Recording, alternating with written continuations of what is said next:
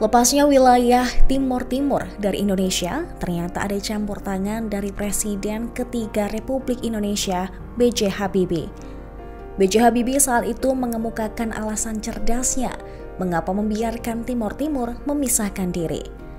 Dalam buku Detik-Detik yang Menentukan, Habibie mengatakan memerdekakan Timor Timur merupakan jalan yang harus dipilih. Kala itu dia membuat berbagai pernyataan publik terkait konflik Timor Timur. Habibie juga mengaku didesak oleh Perdana Menteri Australia John Howard pada tahun 1998. Dalam program ABC One bertajuk The Howard Years, Habibie mengatakan dia dikirimi surat untuk mengeluarkan keputusan cepat yang akhirnya berujung pada referendum 6 bulan kemudian. Dalam surat tersebut, Howard menyarankan agar Indonesia mengikuti langkah Prancis dalam menangani masalah Kaledonia Baru untuk menyelesaikan permasalahan Timor Timur dengan mempersiapkan waktu selama 10 tahun transisi sebelum membuka jalan kemerdekaan. Habibie pun mengaku sangat marah saat membaca surat tersebut.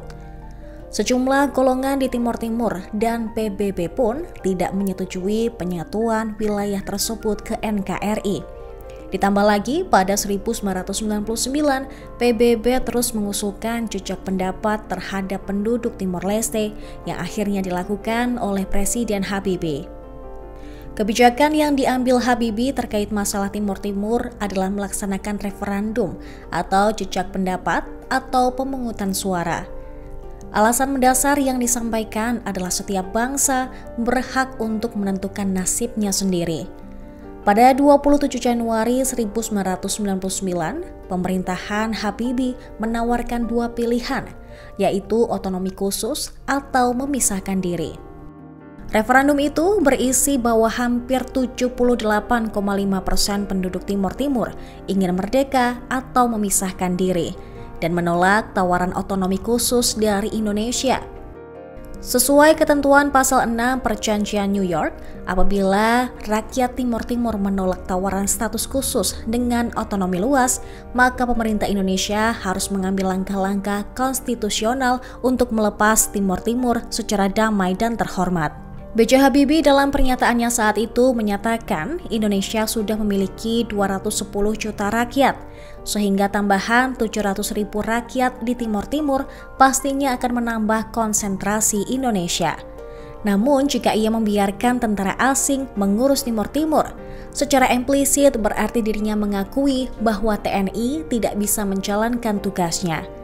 Hal ini dikhawatirkan bisa berakibat buruk bagi stabilitas negara. Presiden B.J. Habibie pun tak mau mengambil risiko tersebut. Oleh sebab itu, masalah Timor Timur harus diselesaikannya sebelum Presiden keempat RI dipilih. Alasan lain B.J. Habibie melepaskan Timor Timur karena berkaitan dengan hubungan diplomatik antara Indonesia dan Australia. Dia menganggap jika negeri kanguru tersebut telah menjadi sahabat RI sejak proklamasi kemerdekaan Indonesia 1945.